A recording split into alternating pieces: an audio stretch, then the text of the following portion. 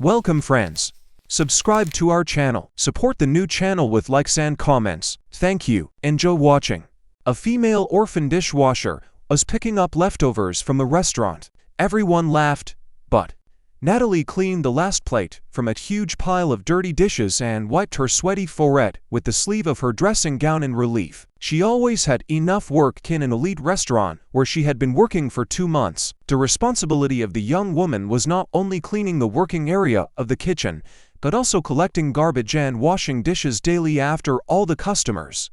In addition, Natalie had to sweep the restaurant's patio every morning because the janitor hired from the management company was only responsible for keeping the front entrance clean. The woman received a very modest salary with all the responsibilities that lay on her. This was barely enough to more or less support to children and pay for rented housing. When Natalie came home in the evening, she could barely stand on her feet, and she had to cook something for the next day and help her little children with homework. Such a difficult situation for Natalie was explained by the fact that she was a single mother. Being an orphan from an orphanage, the girl always dreamt of a big friendly family and only then of a brilliant career. Shortly after graduating from the boarding school, she was lucky to meet her soulmate. It turned out to be a good, kind guy named Kevin. The young people got married, and after a while, Natalie gave birth to 2 twin boys from him. Peter and Victor were the main treasure of the family, and young parents did everything to provide the kids with everything they needed. Kevin worked hard. He worked as a taxi driver in the city car park. His parents were alcoholics, so they didn't have to rely on their support. However, the money he earned in taxes was barely enough for him to buy food and clothes for his small family. Natalie couldn't go to work as there was no one to sit with the children.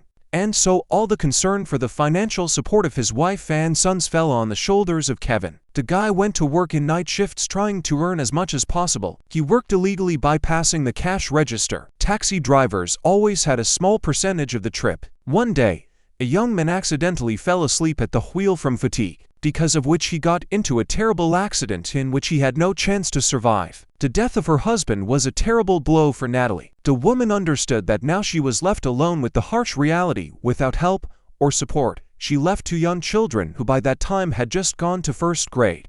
Natalie began to earn money slowly in the most simple and low-paid positions, overcoming her own intimidate and fear that she had to leave her sons alone at home. At first, she had to go around her neighborhood twice a day, scatter flyers and free city newspapers into mailboxes, or for example, post ads on special stands near public transport stops. She was paid little money, but such work helped Natalie's family to survive. 3 years had passed since the death of her husband.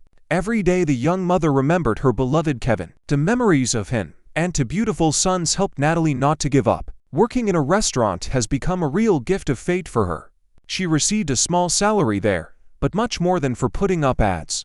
And this was the most important thing for her at the time. She was already accustomed to various kinds of everyday difficulties, and therefore, a work of a dishwasher did not seem so terrible to her.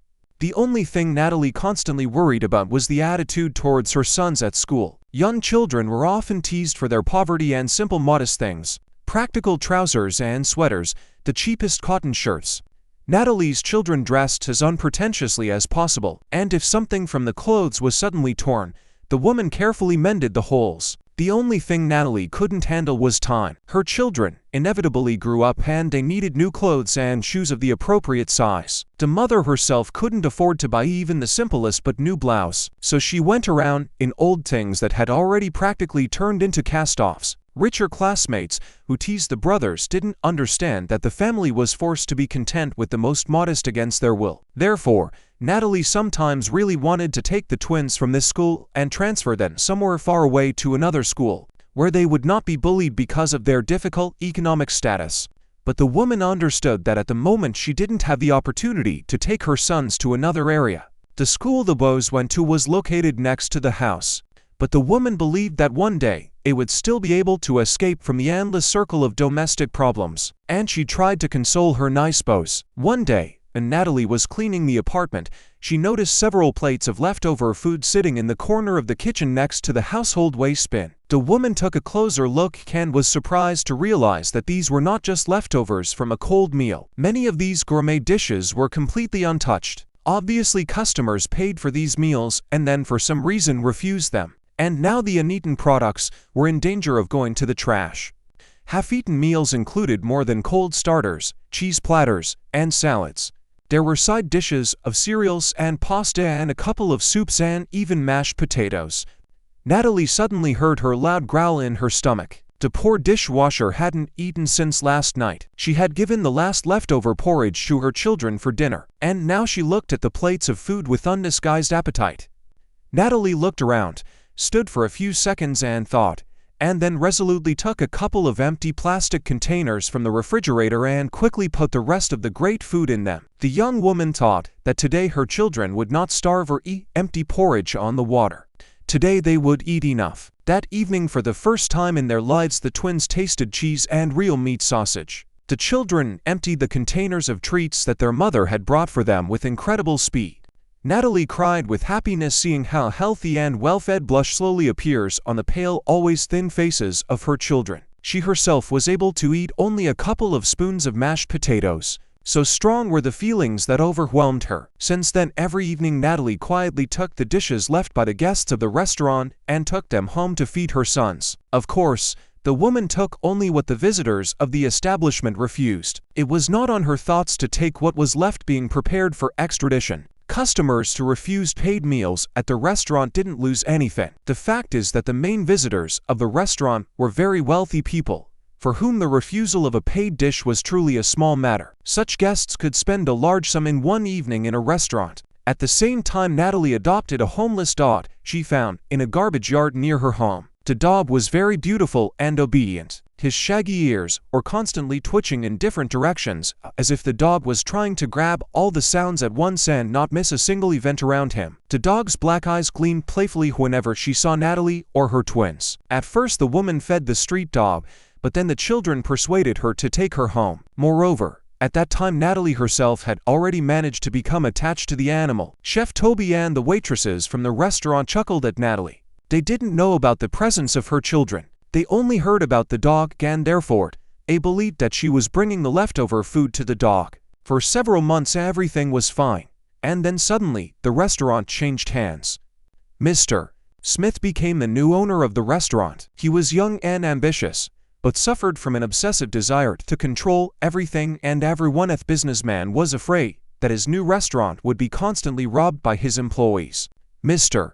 Smith installed several video cameras throughout the establishment, trying to stop possible theft in the bud, and he personally observed the workers when he had the opportunity. One evening, when the owner stayed longer than usual at work, he saw on the monitor how Natalie puts the leftovers of food left by the customers in containers and goes home. The restaurateur was struck by such, from his point of view, blatant impudence. He immediately summoned the chef and began his interrogation, pointing to the recording. "Toby, what is this? I raised your salary, as you asked, and you have a dishwasher, which easily takes food out of the kitchen. Do you allow her? And on what basis?" The chef turned pale. He didn't expect the headmaster to get so angry over some leftovers. Toby began hesitantly. "Mr. Smith, these leftovers cannot actually be considered products. They would still go to the trash can in the morning. She can at least feed her dog with this food." Suddenly, Toby seemed to realize something and quickly added, "No, I don't know. Maybe she's dragging something else from the kitchen." Natalie is almost always the last to leave, and the chef eloquently fell silent. The owner released Toby and thought that the only way to stop the increasing theft would be his personal attempt right now to come to this woman and shame her, and threaten to fire her if necessary. The businessman found out Natalie's home address from the personnel department. He got into his car and went to her house. On the way, the owner rehearsed for a long time a speech in which he would shame a woman for her petty theft. "What are you doing? How can you steal food from a restaurant kitchen so easily? Maybe they are leftovers for which the full amount of the bill has already been paid. But how can you feed this to a dog? This is quite good waste from which something else could be done. Add it somewhere to minimize cooking costs.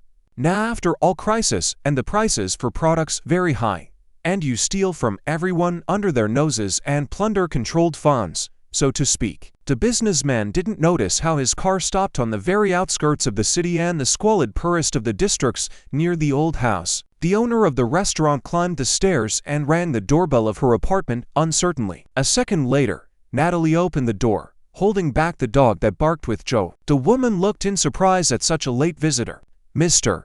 Smith began in a businesslike manner. "Good evening. Do I understand correctly that you are Natalie?" She continued to look at him with a silent question in her eyes. Finally, the dumbfounded woman said, "Yes, it's me." "And who are you?"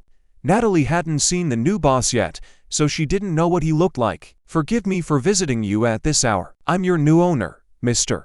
Smith. I need to have a very serious conversation with you. May I come in?" All this time, the dog continued to bark.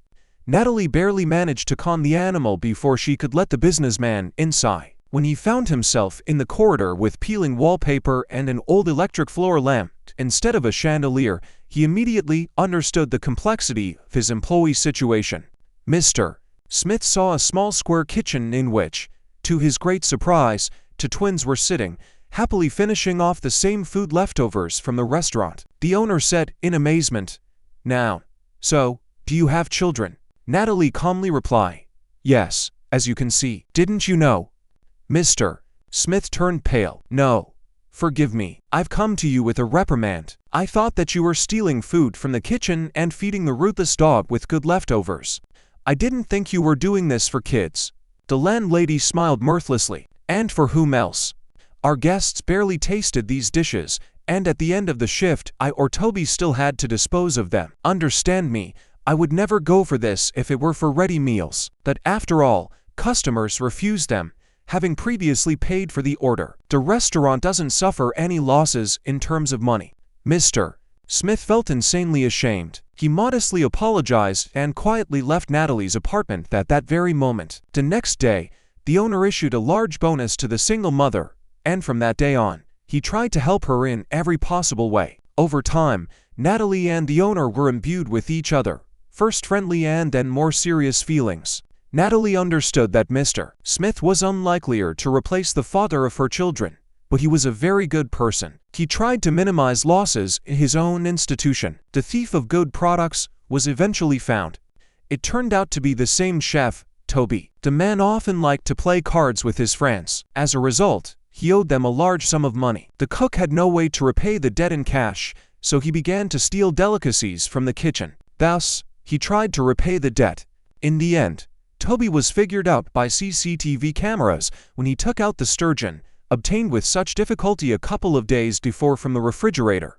After the incidents, the chef was immediately fired. The owner of the restaurant couldn't forgive his employee for such frank hypocrisy. Relations between Natalie and Mr. Smith began to develop rapidly. The young restaurateur was seriously considering marrying a sweet and kind-hearted woman and adopting her children. Now, they all lived together in a large spacious apartment of the owner of the restaurant. His heart turned out to be completely free. He recently divorced his wife because of her infidelity with his best friend. Now, after a while, the businessman was ready again for a serious relationship. So, he chose the pure and unselfish love of Natalie and not the daughter of some wealthy investor. Our amazing story has come to an end. Thank you for watching to the end. Don't forget to subscribe. See you soon.